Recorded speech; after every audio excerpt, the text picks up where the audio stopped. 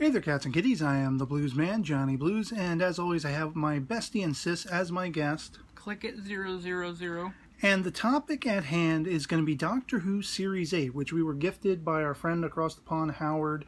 And we actually watched this in its entirety recently. I had already seen all of the episodes, so it's kind of tentatively going to be revisiting them for me. But it was the first time she got to see the episodes, and I thought what we'd kind of do, instead of in-depth reviews and everything like that, I'd kind of ask her questions about the episodes we watched, what she found memorable, what, liked, disliked, everything like that. And I'd add a couple of, thoughts that I had revisiting the episodes. So, starting out with Series 8, of course, we have Peter Capaldi. What did you think of Capaldi in the role? He's funny. That it? No, he's cool, he's funny, quirky. Kind of has a little bit of a Tom Baker-ish with Matt Smith mixed in together, kind of like... I always like the look with sort of the trench coat with the blue, the sort of navy blue outward color, and then he has the red on the inside. Kind of reminded me of Pertwee's Doctor. Yeah. And, of course, the sort of curly gray hair and everything like that. Very, cut shorter, but he kind of reminded me of Pertwee's Doctor in that vein. What did you think of Clara's overall story arc in this season with Danny Pink and everything? I love the style. I like the plaid skirt. Like, I want to get one of those. I like the whole style she holds, but also, like, the relationship with Danny Pink is funny because at first it's like, oh, well, they're just meeting, they're just friends, and then they get, like, to falling in love. And that's always kind of something like, you hear about in fairy tales, but they didn't cheese it up like they do in fairy tales. They made it realistic. And then, like, he finds out that she's, like, from space, or he thinks she's an alien, and he's like, But then he thinks the Doctor's her father. But then he learns to accept her, and, like, the really sad thing at the end, Don't worry about spoilers if you want to talk about how... It really made me cry when you saw him as the Cyberman in the end, like, and he was all mangled and his face was all, like sickly looking. I was like, oh my god. And yet, in a way, his love and concern for Clara, the Never Doctor changed. even knew how, even with that cyberization, he was still able to hold on to that and be sort of a savior for not only her, but the Humankind, whole world by the end, yeah. And then, of course, lest we forget that little nod to the brig, which got me emotional the first time I saw it, and got this one emotional as well, because we watch a lot of classic Who, and... I remember the Brigadier, like, really well. Yeah, Nick Courtney was just brilliant in that role. I mean, I look at that guy, and it's almost hard to distinguish... he's an actor, like, from that role. He seems like a very military kind of personage because he played that role so well. I literally bawled like a 2-year-old who hit his knee on a rock when... Because it also revolves around he came back from death, in a sense, and his one final act was saving and preserving the life of his own daughter. So that was like... It was just emotional. Having Unit come back in, having Missy a la the Master. What did you think of that, by the way? That was insane. I mean... There were those few episodes where we saw her, and I'm like, this bitch is annoying. And you would ask me, what is she up to? Are we going to find out? Who is this person, this Missy person that we're seeing in all these episodes? And you're like, we'll see. And she's kind of taunting... the Doctor and Clara. Yeah, as well as the people who... They seemingly die... all throughout the series, but then all of a sudden they're in, the promised land, air quotes, or heaven, or whatever, all these different names for it. And so she's up to something, but until you get to that point where she reveals herself. And the weirdest part about that is, for the Whovians that I'm, friendly with online and everything, for the longest time, that was one of the earliest speculations, that Missy was short for Mistress, which was alternative to the Master. Yeah. And that came to fruition, but even as I said when I first saw the reveal, for me personally, like, I was so happy with the way they did it, because it was like you have the Cybermen, and you could almost be led to think maybe it's not what we thought. And they misdirect you several times throughout the course of the series. And so I found that to be interesting. So what I figured after this point, I'd go down the list of the episodes we watched and get sort of, you can give me your nutshell thoughts on them. Deep Breath was the first episode in the series where we saw Capaldi knocked out for most of the episode, Victorian London, the dinosaur, and Vastra, Jenny Strax, all that kind of stuff. That was funny. What did you think of that episode overall? That was really cool. I liked it. I like, of course, Vastra's. I like her, But it was funny, and one thing I really get a kick out of is how Strax can never tell the difference between male and female. He'll go up to Clara, "Let's go, boy." Strax is hilarious. There are so many moments where he just balls to the wall, gets me cracking up. The second episode of Series 8 was Into the Dalek. I found this one to be highly compelling in that it turns that whole aesthetic of the relationship between the Doctor and the Daleks on its ear, and it leaves off with the Dalek basically saying, "You, Doctor, would make a good Dalek." What do you think of that? It's freaky because you see Daleks as being an enemy, but then this one Dalek, because it's messed up, is actually good. But then when they fix it temporarily, you see it come back to its true form, and it's like, whoa. Then it's a race against the clock with all the rebels. They're lost inside it for a while, and like they gotta beat the radiation. It's insane, the idea. Insane, not in a bad way, in a very creative and intriguing way, that they're shrunk down and they're inside this Dalek, the chassis of the Dalek, and talking about the psychology of the Dalek itself, but you have it perfectly mirroring sort of the psychology, the mindset of the Doctor, and maybe they relate way too close to each other than the Doctor would be left comfortable with by the end. I find that fascinating. Another fun episode following on from that was Robot of Sherwood, the Robin Hood episode. That one was cool too. It was mad fun. Any lasting thoughts on like the guy who played Robin Hood and the sheriff character, the villain character? Oh yeah, that sheriff guy you really hate. I mean, that guy, he could be the nicest person in the world, but that character... Yeah. Did you think, what did you think of the whole, building up the momentum of, here we have, it kind of called back to that classic Pertwee story, actually, with the Sontarans and everything, the Time Monster or something? I forget exactly what the title is. But where they go back in time, Sarah Jane's first adventure with the Third Doctor. Yeah. And you have a very sort of...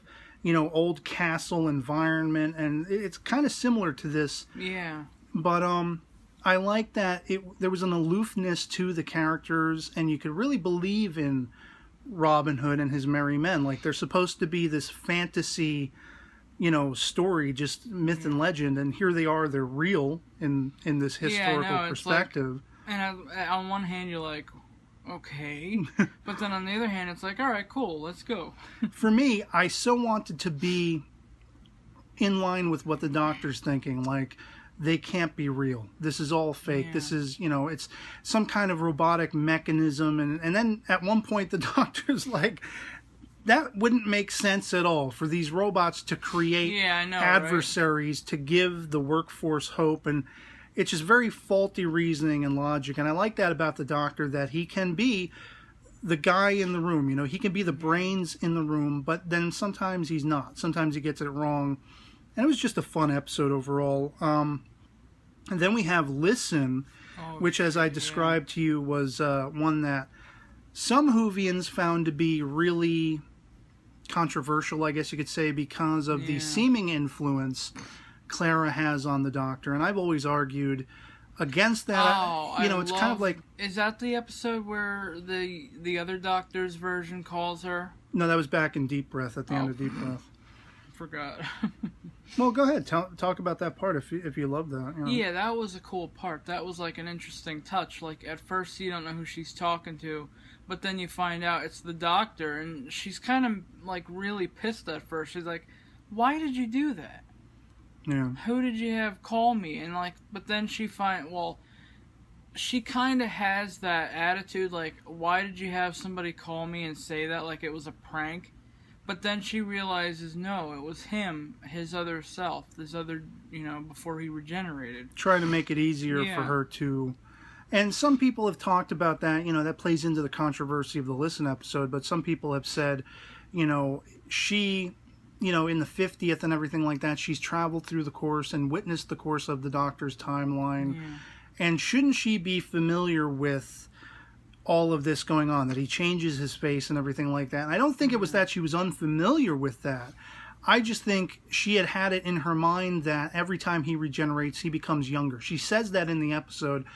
She's mystified more so at the fact that he seems to be older, because shouldn't this be a rejuvenation of sorts? And that's where her conflict comes in. But when you get to the episode Listen, the idea that I have always said it's like full circle. The Doctor has influenced Clara and she has inadvertently influenced him, but it's no greater or lesser than any other time we've seen a companion Doctor dynamic. Even going back to the classic series, where they exist together and they work together. They're like a team, and so they're cooperative, and that it's a timey-wimey cooperative relationship, but I like the idea that the Doctor in the Listen episode, and let me know your thoughts as well, he seems to be on his own, and when we're on our own, when we're lonely, we get bored, and sometimes we start talking to ourselves, and we get consumed with ideas, and that's very much what's happening to the Doctor in Listen. He gets obsessive about, why do we talk to ourselves? Yeah. Maybe there's something unseen, a predator of sorts, and what if there's something really there with us that we can't see? And that's... Again, I don't know if I'm remembering the correct episode, but the one with Mabe. Oh, that was the forest one. Yeah, we'll be getting to that, but they go. That's an. This is the one where they meet Danny Pink as a young boy, and very freaky episode. Like Clara, she sees him, but she doesn't really. It doesn't really click at first, and then she's like, "Wait a minute, this is Danny," and then she meets Orson Pink. Yeah. And that the idea that their timelines are married together in a weird sort of timey-wimey way. And it remains to be seen. We have to, put the reminder out there whether, what was it, Orson Pink you said? Orson, yeah. Whether or not they're related, whether Clara is actually his great-grandmother or whatever it is. Could that have been like their kid in the future? Or great-grandson, Yeah, like they had a kid and that was like, Yeah. Weird.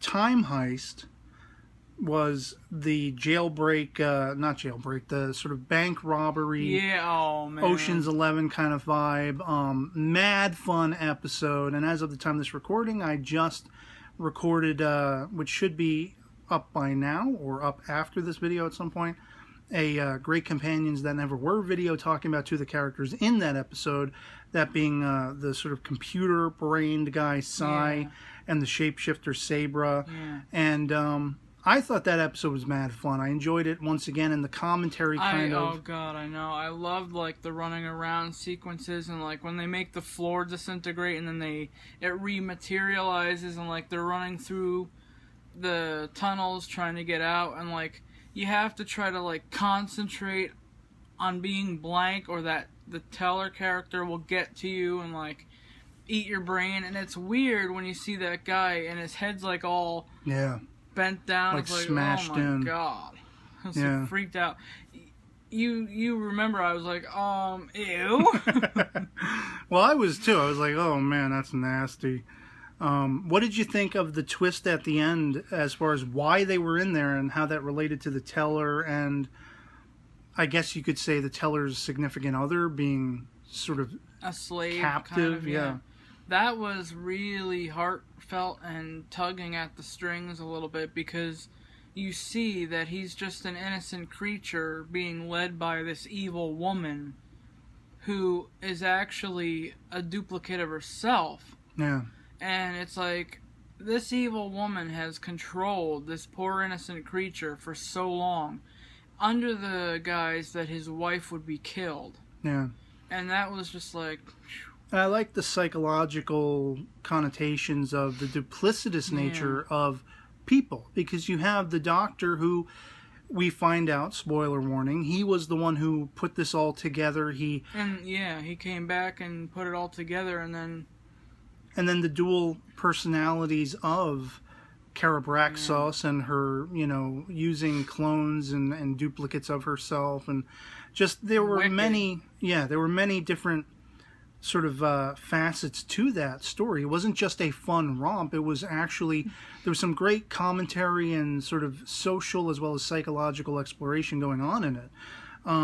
After that, we have The Caretaker, one of my personal favorites of this season, because we go back to Coal Hill School.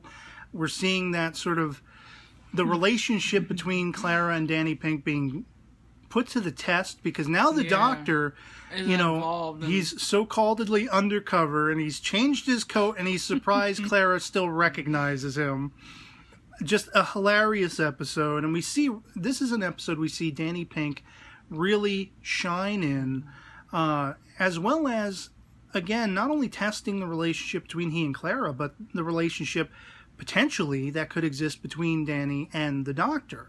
They really don't get along, and they don't see eye to eye, and they come into conflict throughout that episode, especially to the point where they have that watch or armband that makes him invisible, and Clara tries to sneak him into the TARDIS, and the doctor knows he's there, and he's playing around with it, and the conflict, what did you think of that episode overall? That was interesting, too, because, like you said, it was a test of the true love between Danny and Clara. And it was funny, like, when you see the doctor running around and putting those little, like, circuitry things up, and Danny Pink finds him, and he's like, what the hell's going on here? And then it's really funny, that one part when you see Clara running by, and then the robot, and Danny's like, At that point, the great thing about the doctor testing him, would he be worthy enough to be selfless and want to protect Clara, was really sort of the crux of what the doctor was trying to prove. And I like, by the end, with all that conflict in mind, the doctor can only but resign himself to the fact that Danny's a good guy. And so, it's kind of like that's the beginning of them not necessarily getting along, but cooperating. Yeah, being aware that each other exists, and we're going to move on with that in mind. Another funny part, if it was that episode, is when that little girl runs into the storage room, and she's like, "What is that police box?" Oh, yeah. She's like, and he's like, Courtney Woods. Yeah, Courtney Woods. One of my personal favorite characters of this season, of the series, because I thought... it's one of those things where we had a lot of rumors talking about Danny Pink was meant to be another companion, and, the whole love on the TARDIS thing. And it was kind of like, I didn't know if I was going to be comfortable with that. I much preferred how it played out, in the series. But then Courtney Woods comes along, and they're kind of playing with the idea that she could become a companion. And she doesn't officially become one, but she stood out in her appearances, because I think it's actually the next episode, Kill the Moon. The moon is a giant egg, and there's a creature inside, and that moral dilemma, there's a lot of commentary going on there. You could relate it to the abortion topic and that kind of thing, but I love that Courtney's given a chance to... Clara is very much consumed with the idea that, the doctor told her she isn't anything special. And, she wants to make up for that in some way, even though it's not Clara's responsibility. So she kind of sort of forces the doctor to take Courtney along, and they go visit the moon, and he's like, first woman on the moon, that kind of thing. Giving, Courtney a chance to feel special, but then there's a lesson to be learned by the end of the episode. What did you think overall? Like, the spider creatures, they were freaky as hell to me. They were freaky, but it was good commentary. It was like the astronaut woman wanted to kill the eggs. She was going to blow all of them, including Clara and Courtney, up. But then, Courtney and Clara were like, just wait. We don't know what this creature's like. We shouldn't kill it. And then you find out that the creature's harmless and just wants to live its life. Yeah, it goes on its merry way, lays another egg, and I think it's interesting too. And I think it's another great point of commentary. They give the choice to the entire world. shut your lights off if you think we should kill this creature, and all the lights go off across the world. And that's because, of course, what is human nature? Human nature is survive first, ask questions later. And so they're like, well, go ahead and kill this creature. Yeah. But then they decide not to, which is And cool. the doctor knows best, as he usually does. He doesn't always, but he, at least in this predicament, he knows what's best. And it's interesting that he thinks he's doing the right thing by forcing Clara, in a sense, as well as Courtney, as well as this, rocket scientist, whatever. He's trying to force them to come to the conclusion on their own rather than intervening. And it kind of blew my mind, not only in first watching the episode, but even now, again, revisiting it, how Clara reacts to that with disdain toward the doctor, because it brought her to a very bad place internally, like, being stuck with this decision.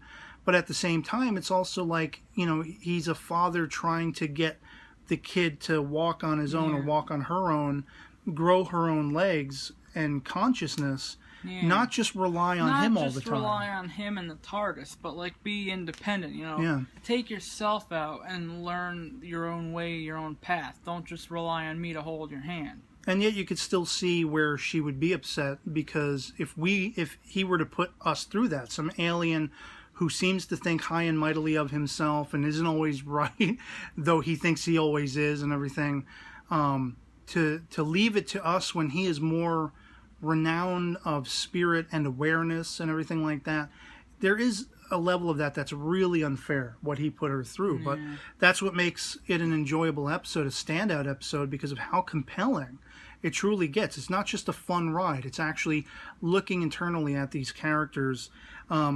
Then we have Mummy on the Orient Express. Probably, I think for me, like my favorite episode out of the entire 8th series.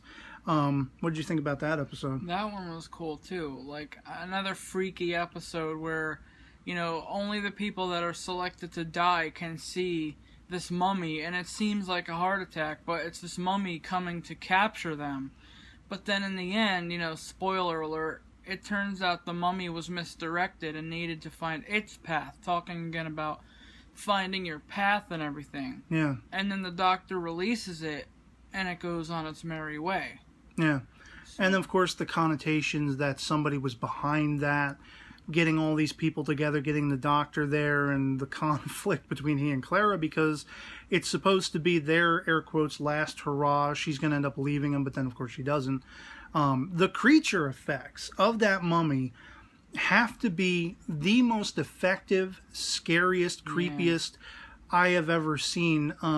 Probably right in line, if not even better than the Karloff original black and white mummy film. There aren't too many, so-called mummies in, cinematic history that embody a level of freakiness.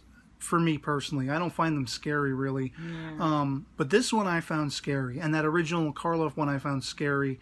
And I like I can't remember the character's name off the top of my head, but the one who's like the engineer on the train, and there was a very familiar sort of relationship. This is something I pointed out in my original review of the episode that called back to like the Fourth Doctor. There's an episode where he meets an old chum of his who's a Time Lord, and it was kind of like that dynamic. You almost wonder if this engineer, maybe he's a Time Lord in disguise as well, or maybe he's just that intelligent in his craft and his fashion, and he's a very funny character. I think it's actually a comedian who played that character. I don't remember the guy's name, but that was a standout background character for that episode. Then we have Flatline, which, let me preface anything we're going to say about that episode by saying I wasn't that impressed with this episode on first viewing. Watching it back again, I loved it. I think a lot of it had to do with the translation from watching it on a small mobile screen to watching it on a regular TV, because I didn't get the effect of the creatures in that. We're dealing with these 2D dimensional beings that are like harvesting humans. Yeah, I gotta admit, I really didn't get into that episode. I mean, maybe I'd have to see it again, Well, that's the thing. I didn't get into it the first time I watched it. Watching it again, though, I really thoroughly enjoyed it that much more. So maybe it'll be a situation where you'll enjoy it more on subsequent viewings. I did think it was really creepy that the people are sort of being sampled in a way, and then you know, kind of what do they call that, harvested. where they're harvested, and they're turned into the paintings on the wall, and then they're like 2D form, but then they're becoming 3D, and it's all warbled, and you know, the whole aspect. I think the funnest aspect of that episode, and this is the same thing I said going back to the first viewing, was the issue with the TARDIS shrinking. Yeah, and the Doctor being trapped inside and having to do the thing from the Addams Family. That was really funny, and like you see his face, like he's popping out the door. TARDIS. They should make a toy of the TARDIS where you open the doors and it's just Peter Capaldi's, like half his face sticking out. You know. Following on from that, we had In the Forest of the Night. This is the one you were talking about with the Maeve character. Yeah. Where all of London has been, well, all of the world really has been consumed and overtaken with forestry, trees, and everything like that. And I love the sort of Greenpeace-esque, you know, take care and preserve our world commentary. Yeah. Some people really ragged on that because they don't like things that are overly preachy and saying, you know, take care of the environment or whatever. Yeah. But I don't think it was like banging you over the head in this. I thought it was really an interesting story because you're dealing with the idea that the Earth, very much, which is the truth in reality, has been around for millennia, and through all that time it's encountered so many different disasters that have reshaped it, and new life was born time and time again. We had the dinosaurs, we had, you know, early mankind millions of years later, and just the evolution of this planet that we inhabit. You know, when you look at the grand scheme of things, humanity on this planet is going to be just the wink of an eye. The planet could go on for another several millennia, and who knows if humanity is going to go along with it all through the course of its own life. But the idea that it has a way to preserve itself, and the way they put that forth with the forestry idea, I thought that was really cool. The solar flare threatening it. Yeah, that was cool. And then, of course, the kids. I'm somebody, I don't really like watching kids in entertainment mediums and stuff. I mean, there are 2 original series Star Trek episodes I loathe watching just because they emphasize the kids. Those 2 episodes, And, but this one, I didn't mind. I thought all the kids, they got child actors, if you will, that were really capable of being believable, entertaining. There's that one kid who's like, I'm under stress, I'm going to forget my anger management, you know. And the idea solidifying once again, testing as well, but the relationship between Danny and Clara once again, because she's been hiding, she's been with the Doctor, and he figures that out because he sees all the homework she left in the TARDIS because she was just forgetful. But what did you think about that overall, especially with the idea that the Maeve character... Great commentary on, you know, sort of the way we judge children these days with, it's ADD, and just give them some kind of medication because maybe they can't focus in school, and coming up with all these erroneous... Yeah, or anyone for that matter. Yeah, but all these erroneous reasons. Yeah. And then, like the Doctor says, you know, listen to this child. She's trying to speak out, be there for her rather than just dope her up and send her packing. And I liked the little touch toward the end. I don't even know if you realized what it was, but the whole point of why she was going through all of this was because she lost her sister. Yeah. And then when everything is said and done, they find her sister again in the end. So I thought that was a nice touch.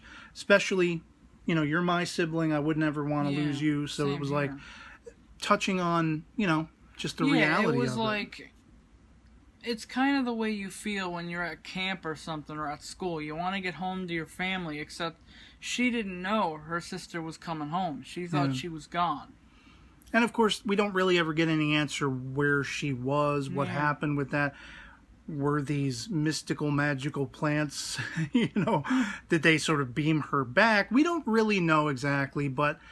It doesn't really matter by the end because, you know, the crux of the story was, you know, it came and went, and it was just a nice little bow at the end. Yeah. Like, you know, saying happy ending. So Then, of course, we have the final 2 episodes of Series 8, Dark Water and Death in Heaven, which begins with what was probably the biggest WTF nobody saw coming. Danny Pink gets hit by a car and is tentatively killed. Of course, we know he still exists in some form, as you were already talking about a little earlier, the whole Cyberman scheme. Yeah. But in the course of this 2-parter, we have the Cyberman scheme revealed to us. We have Unit returning, Osgood, Kate Stewart. We have Missy revealed to us, and we find that in the Master's Missy's psychosis, she's thinking of gifting the Doctor for his air quotes birthday an army with which to conquer the universe. Absolute, perfectly twisted, sort of... Yeah, because that's not what the Doctor wants to do. It's the exact opposite of what he would ever want to do. But what did you think of, the step-by-step reveals everything from Danny dying to meeting the child whose life he took inadvertently when he was in the army. That was a good touch. And, things like that big mausoleum with all of the bodies in the water. That was that freaked me out to begin with. But then when you learn that that's all Cybermen, it's like, Yeah. And the twisted way in which Missy's bringing the Cybermen back, in a sense, utilizing the dead so that all of the cemeteries of the world are suddenly coming alive again. It's almost like Night of the Living Dead meets the Borg meets Cybermen. It's completely psychotic and creepy. There's just so many levels to it that are shocking. And the idea that Unit and the governments of the world have put on the Doctor's shoulders, he is meant to be the president now of the world for any potential alien incursions, invasions, if the world is at stake. We're going to rely on him. He is the commander-in-chief of any decision-making. That's the last thing he wants. Yeah. Even more so than an army to command. He wants not to be the guy in charge. Yeah. And he wants to be able to come in. And Missy knew that. She was just playing with him. Seeing Osgood bite the bullet is always a bum out for me, because I liked her character in the 50th, and she's within the series, she's a Doctor fangirl in a way. Yeah. I mean, even down to when we first meet her, she's wearing the Tom Baker scarf. When we meet her in this, she's got the so-calledly sand shoes of the 10th Doctor. She's got the bow tie. She says bow ties are cool. And I love her character. But, of course, she had to be, air quotes, sacrificed. And spoiler alert, and it's a spoiler for this one, too, because she hasn't heard about this, but Osgood is coming back in Series 9, but we don't know how that is. Is she the Zygon version? Is this sometime earlier in her timeline? Yeah. Basically, Moffat has said she died for real. So how they're going to do that, how they're going to bring her back, I have no idea. I'm glad she is going to be back. But all in all, what did you think of the finale? Did you think the tension ramped up really well? And it was, I can't wait to see the next series, because I'm like, I hope it'll pick up from there and get happier and Yeah. Well, you haven't seen the Christmas episode yet. We still have yet to get the DVD of that. I saw it thanks to my friend Howard, who sent this box to us. I saw that on first viewing, and you're going to love the Christmas episode because it does pick up in a happier light. We basically end this series with Clara and the Doctor going off on their own, and they've effectively lied to each other, like the worst way to leave off. And then you have jolly old Saint Nick coming in and being like, Doctor, do you really want to leave it that way? What is your, most tantamount wish? Let's grant it. Let's make this happier. And they do that in the Christmas episode. So that'll be something, that you'll enjoy when we finally get around to it. But, any sort of final thoughts on the over arc of all of Series 8? I'll definitely want to watch it again. Yeah, most def. And utmost appreciation and just most grateful thanks to Howard, our friend who, as I say, sent this to us.